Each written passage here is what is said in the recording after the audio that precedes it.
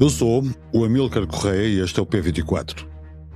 Ou a guerra acaba agora ou vai ser tudo mais caro. Os impactos na inflação, avisam os especialistas, podem vir a ser maiores à medida que a guerra se arrasta no tempo. O presidente dos Estados Unidos, Donald Trump, disse que a guerra com o Irão praticamente acabou. O primeiro-ministro de Israel, Benjamin Netanyahu, diz que a guerra não terminou. E o Irão diz que a guerra continuará enquanto for necessário. Em que ficamos, afinal? Mojtaba Khamenei foi escolhido como guia supremo do Irão e a escolha não agradou a Trump. O filho de Ali Khamenei não tem experiência governativa nem grande intervenção pública, mas é crítico do Ocidente e tem influência dentro do aparelho de segurança. O presidente dos Estados Unidos diz que a escolha vai trazer os mesmos problemas e preferia, claro está, uma solução semelhante à da Venezuela, só que não há uma Delcy Rodrigues no Irão. In Venezuela, we have a woman, Delcy, who has been, president of the country, very respected, she's doing a great job. A escalada da guerra, com o petróleo acima dos $100 por barril e o impacto que isso implica nos preços em geral, penaliza, claro, o custo do dinheiro para quem tem empréstimos.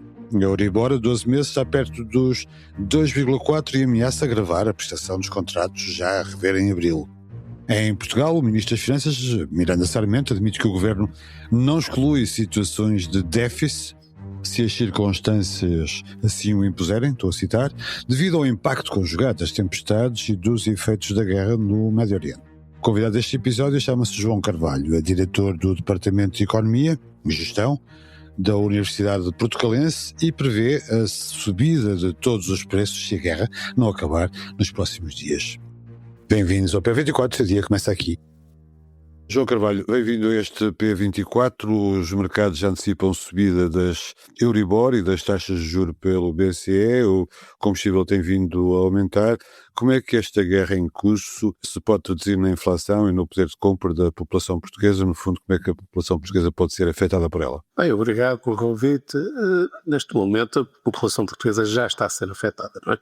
Como disse bem, há uma antecipação. E, normalmente, isto é uma questão muito psicológica, não é, que influencia muito os agentes económicos. Repare, não é por acaso que ontem o Trump já estava a dizer que a guerra afinal vai durar pouco tempo, porque ele já está a sentir a pressão internacional, porque isto obviamente está a afetar também as grandes potências. Todos dependemos ainda muito do combustível fóssil em termos energéticos. É evidente que os portugueses, normalmente aqui, somos altamente cumpridores e seguimos todas as linhas especulativas internacionais. Isto é, repare, o nosso petróleo nem sequer vem diretamente do Médio Oriente, não é? A maior parte dele é importado ou da América Latina ou de África, mas obviamente que a pressão existe, não é? Há mais compradores também nesses mercados. O que é certo é que temos aquele regime que imediatamente faz a atualização de preços dos combustíveis. Quando a esse petróleo, a esse preço, nem sequer ainda chegou cá, não é?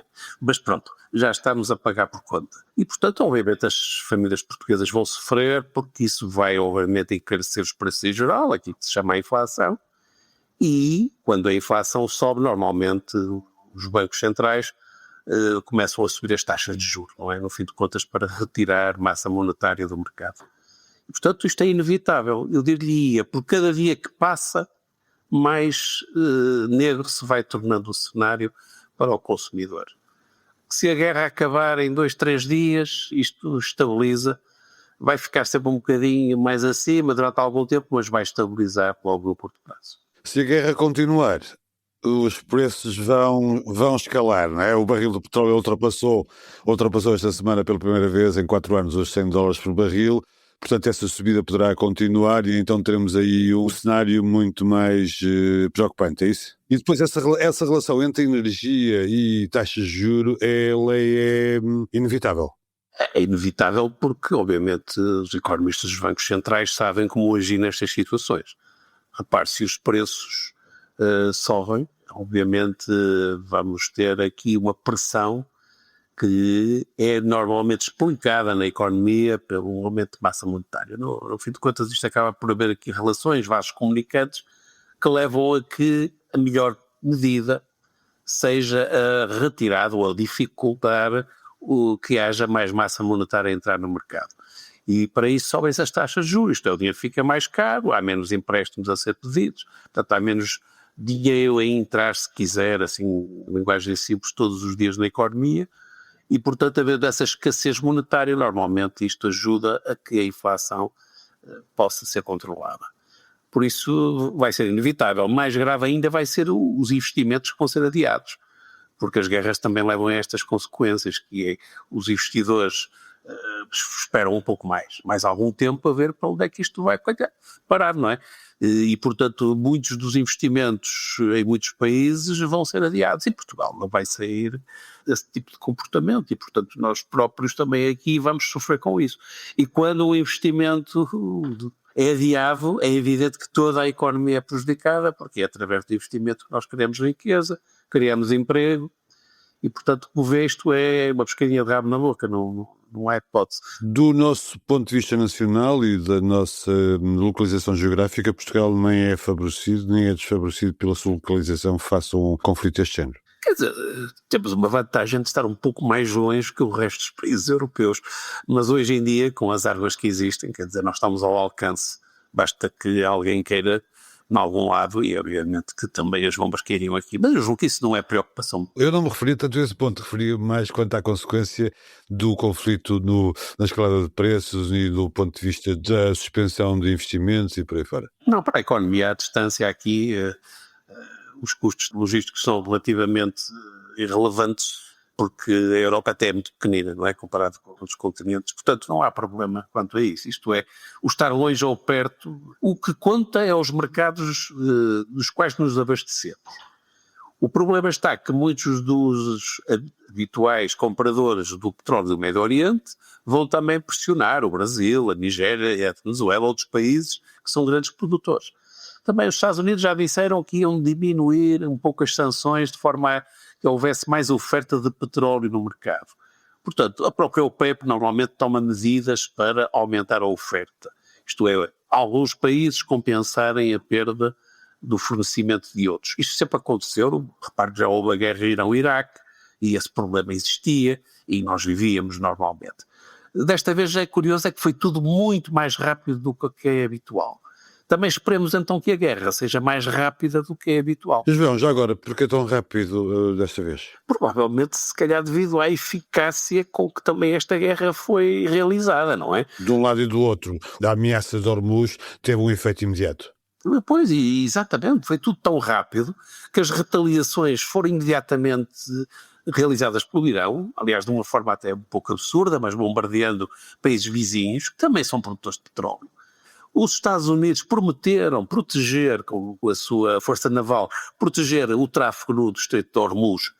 Pelos vistos, isto não aconteceu. Isso é uma pena, porque os americanos têm a capacidade de o fazer e julgo que isto neste momento está a ser também, obviamente, discutido na Reserva Federal dos Estados Unidos, no Banco Central Europeu, no Banco da China, isto é, porque toda a gente está a ser afetada e os mais afetados, curiosamente, podem acabar por ser as grandes potências. E por isso a minha expectativa é que realmente a guerra seja de curta duração. E que Trump possa parar com ela quando se aperceber dos enormes custos que terá para toda a gente, nomeadamente para ele próprio. Não é? Por isso é que ele ontem à noite, repare, ele no dia anterior estava a dizer que isto pode demorar 6 semanas, Sim. meses. E ontem já estava a dizer que afinal isto ia acabar rápido. O primeiro-ministro de Israel, todavia, disse que a guerra não iria acabar tão cedo e vamos ter aqui este duplo discurso e perceber quem é que acaba ou não. Para Israel a guerra nunca acaba, mas também já começou há 50, 60 anos, quer dizer, Israel é um país desde a fundação, salvo erro 47, que está em guerra permanente, quer dizer, porque os países vizinhos têm nas suas constituições e nos seus modus operandi a destruição total do Estado de Israel, que aliás é esse o grande problema, que leva a que não se resolva o conflito, que não haja 2 Estados naquela região, porque Israel aceita isso, mas os outros países não aceitam, querem mesmo dizimar a população israelita. Claro que os israelitas são terríveis, mas eles defendem-se, e muito bem, era o que nós faríamos. Voltando à economia, a subida do preço dos combustíveis vai aumentar o preço das passagens aéreas, por exemplo, e diminuir receitas e atividade deste setor, vai ser um dos mais afetados. Que setores é que serão, de facto, os mais prejudicados por esta guerra? São aqueles que mais dependem do consumo de energia, nomeadamente dos transportes?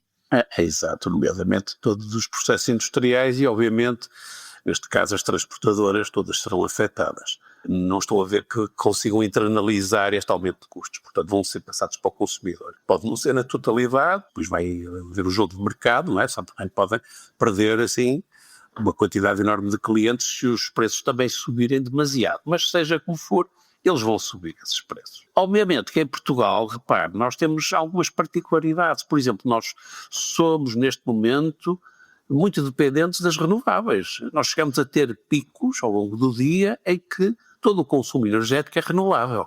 Portanto, estamos no bom caminho, estamos muito menos dependentes dos combustíveis fósseis, mesmo do gás, a gente tem a África como grande abastecedor, portanto não estamos muito dependentes ali do Médio Oriente. Mas haverá, obviamente, outros países que depois também produzem produtos que nós importamos, que dependem do Médio Oriente. Portanto, nós vamos ter sempre uma inflação, quanto mais não seja importada. Até ela vai acontecer inevitavelmente. Mas, como dizia, as transportadoras e os setores industriais que ainda utilizam muito os combustíveis fósseis, esses sim, claro que vão ser afetados. Falamos dos consumidores individualmente, falamos das empresas, falta-nos falar do Estado português. O impacto conjugado das tempestades e dos efeitos desta guerra no Médio Oriente podem, por exemplo, como penso que o Ministro das Finanças já o admitiu, gerar um déficit do Estado em 2025? Eu julgo que é quase inevitável, quer dizer, eles estavam a pensar ter um superávit e as tempestades já vieram a abanar um bocadinho o sistema, mesmo assim o Ministro ainda estava cheio de boa vontade, porque eles depois podem fazer cativações, não é? Todos os governos fazem isso, e acabam por cumprir, quer dizer, eles cumprem aquilo que quiserem, basta cativar e pronto, não se gasta e tem-se o superávit que se quer. Mas neste caso eu julgo que vai ser provavelmente inevitável até ter que fazer um retificativo, porque já estamos a falar de muitos milhares de milhões de euros, que já vinham os 3 ou 4 com as tempestades e agora a juntar o apoio que o Governo diz que vai dar relativamente aos produtos petrolíferos, mas também o Governo não pode baixar muito os impostos porque depende muito da receita desses mesmos impostos sobre os produtos petrolíferos. Portanto, ele vai ter que balancear isto da melhor maneira e, portanto, provavelmente com tantas ajudas, não é? E ainda por cima o PRR está a acabar e se calhar nem é todo gasto, portanto, há algumas transferências, não sei se vai haver autorização para isso, mas os grupos já é um pouco tarde. Portanto, haja acordo no Parlamento, e julgo que há partidos já disponíveis para isso, e se calhar o retificativo acabará por se impor. Portanto, está convencido que o retificativo será obrigatório, será incontornável, tendo em conta este cenário das contas públicas? Obrigatório não é, desde que o Governo, obviamente, faça a sua engenharia financeira. Mas julgo que o montante que neste momento vai ser alterado, tanto se calhar do lado das receitas como do lado das despesas, seria mais democrático, se quiser, mais transparente, e obviamente isso seja refletido num orçamento retificativo. Portanto, aí fica claro que o Governo gastou a mais porque teve que ser, e há as razões para isso, e também se calhar pode ter diminuição de receita, claro, porque a diminuição de receita é relativa, porque depois, se os preços sobem, como sabe, o IVA também vai obviamente aumentar essa receita, e portanto, é o que eu digo, o Governo vai balancear isto tudo, mas julgo que se o lado da despesa subir muito, o retificativo impõe-se, até para justificar perante o Parlamento, portanto, perante o povo português, a razão pela qual não se vai cumprir o orçamento que estava estipulado. Não é? João, para acabar, e muito rapidamente, se a guerra for curta, nós podemos, num espaço curto de tempo, voltar a alguma normalidade económica, de investimento, por aí fora. Se a guerra se prolonga, o que é que nos poderá acontecer de pior do ponto de vista económico? Ora bem, temos que nos habituar a viver numa sociedade em que, obviamente, tudo vai ser mais caro. Claro que depois colocar-se a pergunta, e os salários, como é que vai ser? Obviamente vamos todos perder poder de compra. Não é? Os sindicatos vão, obviamente, reivindicar mais aumentos e, repare, tudo isto se soluciona se o país for capaz de produzir riqueza. Portanto, não é para as coisas serem mais caras agora, mais baratas logo, não é por aí. Desde que nós consigamos produzir riqueza e aumentar o nosso PIB de uma forma que seja relevante, tudo isto se paga e, portanto, passamos a ter aquilo que é um nível de vida, como se costuma dizer na gíria, mais elevado. Não é? As coisas lá fora também são, em média, mais caras e as pessoas vivem, claro, também têm salários mais altos. E tudo isto depende da riqueza que os países criam, e aí é que está o grande desafio para o nosso país, independentemente até da guerra, não é? É sempre o maior desafio, é o crescimento económico. João, esse vai ser o tema do nosso próximo episódio aqui no P24. Obrigado por ter vindo aqui ao episódio e muito obrigado pelo seu esclarecimento. Obrigado também. Chegou a Maurícia exatamente à hora marcada. Foi recebido com um aplauso pelos habitantes da aldeia e repetiu a promessa que fez em agosto. Não vou esquecer o interior. Não esquecerei nenhuma parte do nosso país. Bem-aja. Ontem, o Presidente da República visitou uma aldeia do Concelho de Arganil, na Serra do Açor, concelho onde ainda não chegaram os apoios prometidos pelos incêndios do ano passado. A cumprir o que prometeu na campanha eleitoral, sobretudo na segunda volta, quando parte da zona centro do país já vivia nos destroços da tempestade Christine, António José Seguro começou a pressionar o governo para que cumpra o que promete, quando garante apoios aos portugueses. O meu apelo é menos expectativas, mais apoios, menos palavras, mais atos, disse Seguro ontem nesta sua primeira visita. Obrigado por ouvir o P24. Voltamos amanhã. Para não perder os novos episódios, subscreva este podcast do Público na sua aplicação preferida. Para além deste programa, há mais para descobrir em público.pt/podcasts. O Público fica no ouvido.